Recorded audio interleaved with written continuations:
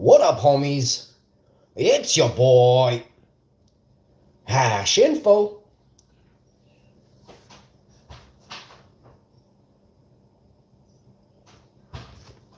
I got a code red. We got a code red here in Canada. Emails, phone numbers accessed in cyber attack. Federal government says. September 10th, 10:29 a.m. It is now 12:30. This story is just breaking right now. Ottawa, the federal government says individuals, emails, email addresses, and phone numbers associated with Canada Revenue Agency, Employment and Social Development Canada, and Canada Border Services Agency accounts were accessed in a cyber attack. We need to find out who, first of all, is in charge of these areas that I just mentioned. They need to be investigated fully to ensure that they aren't part of the problem. This is going to get really scary down here. I want everybody to pay close attention. This matters. The government says Two Keys Corporation discovered the incident, promptly informed the government, and launched an investigation, which is being conducted with external cybersecurity experts. I don't believe that we should be allowing just anybody, or we need the top specialists in the world to access this stuff right now, to see who did this, who done it, right? Canada does not have the top hacking specialists. I don't think Canada has ever caught anybody. So we need to hire Belgium, Brussels, Germany, France, Sweden, Denmark, Finland, Japan, to help us with our hacked accounts here and to catch the perpetrators and to see how this could happen.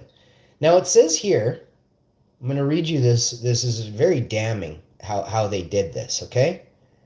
Treasury Board says a routine software update caused a vulnerability that allowed malicious actor to access phone numbers associated with CRA, ESDC accounts, and email addresses associated with CBSA accounts linked to people who used the authentication service between August 3rd and August 15th. The government says the actor sent spam text messages to some of the phone numbers with a link to a website designed to look like a Government Canada website. This is why I highly recommend nobody ever accept a text message via cell phone. Like when you get a link in your cell phone, you should never accept it. You should never click on a hyperlink from a cell phone. Those cell phones are personal computers. Your life is on your phone. You just don't understand it. Your bank account, your email address, your phone number gives you access to what's called your 2-point authentication. Okay, so if they get those 2 points, you're screwed. And it looks like they just took people's email addresses and their phone numbers. So you ask yourselves, if our 2-point authentication system has been breached here in Canada, but I have already seen through what's going on, and this pinpoints the 2-point authentication process has been,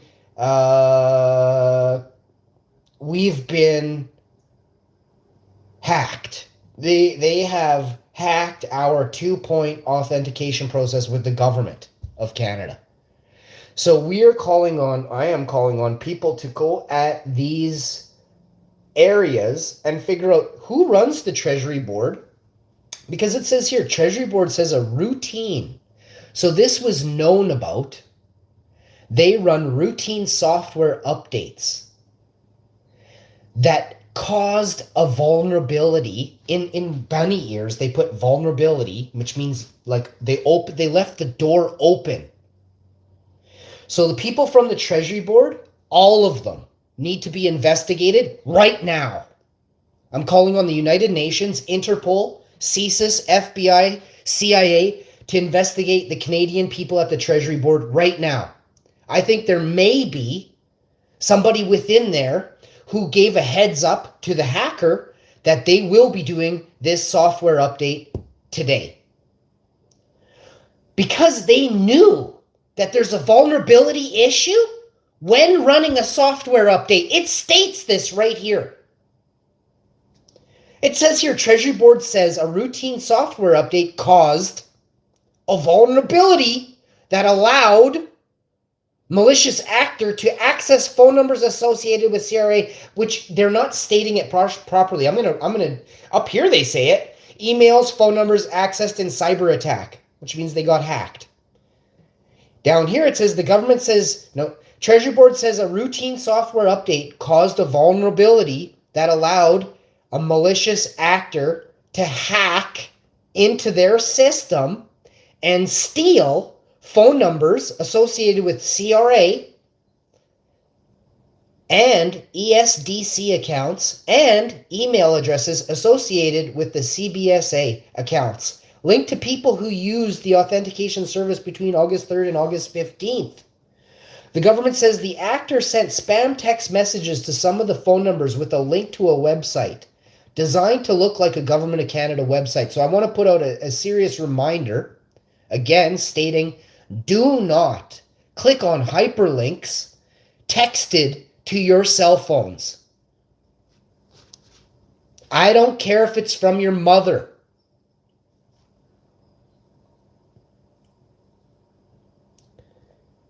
Treasury Board says the multi-factor authentication service has been restored. There's no indication that any additional identifiable personal information or sensitive personal data was disclosed. It is far too fucking early for them to be stating that. That scares me, and that alone tells me that we need Interpol to investigate the Treasury Board right now. Treasury Board says the multi-factor authentication service has been restored. And there's no indication that any additional identifiable personal information and sensitive personal data was disclosed. We need to find out from outside entities with much, much better understanding of technology. I don't want somebody from the Treasury Board who was put in place by, Trudeau or this clown Carney or the rest of these clowns that have no place being in the Treasury Board. 95% of everybody in these jobs has no idea how it works. And how do I know this? Look at the state of Canada right now.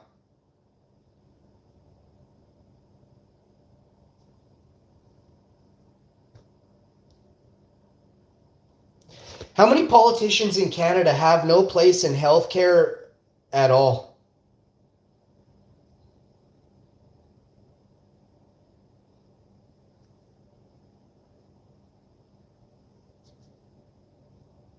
So it says, this is what it says, Canada's healthcare system involves shared responsibilities between federal and the provinces, territories, making it constant topic for all levels of politicians. How many politicians have a medical background in Canada right now in the Parliament? 5.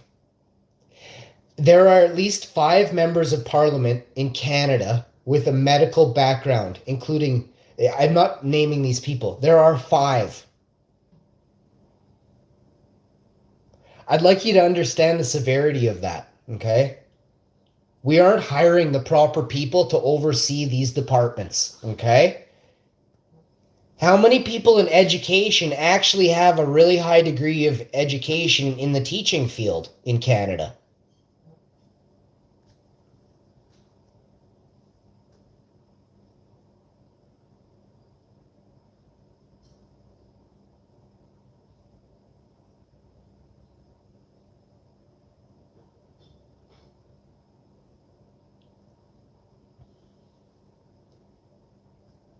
Frost damage hits Manitoba vegetable farms.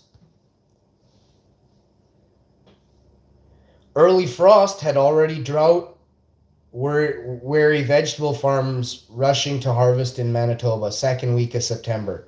Pumpkin leaves in a garden in central Manitoba show frost damage after a streak. Pumpkin leaves?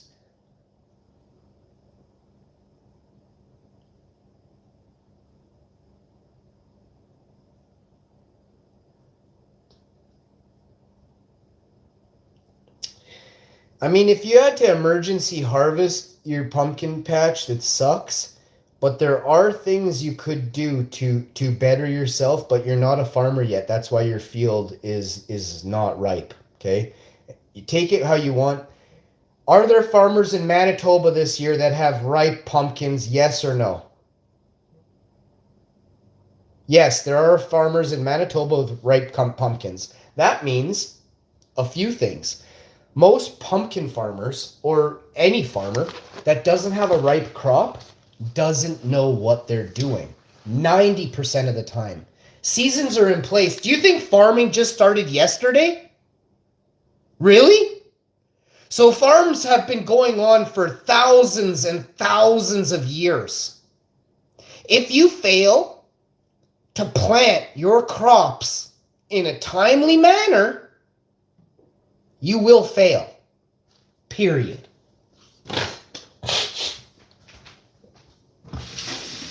Do you think these crops are the first time these people have ever planted that pumpkin seed in Manitoba? Most people failed at farming this year because you are not a farmer. You are a journeyman farmer. You are a beginner, an intermediate farmer at best. If you failed this year at farming, 100% you are not a farmer. If you failed at farming, you can't be considered something that is if it didn't happen. Like, this is words, and it's deep, and it's past tense, pretense, and future tense. You are on a farm that may fail or it may succeed. If it fails, you are not a farmer. If it succeeds, you are a farmer.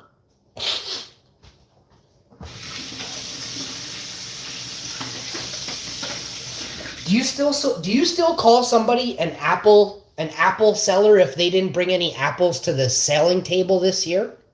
No, you don't. You call them a failure.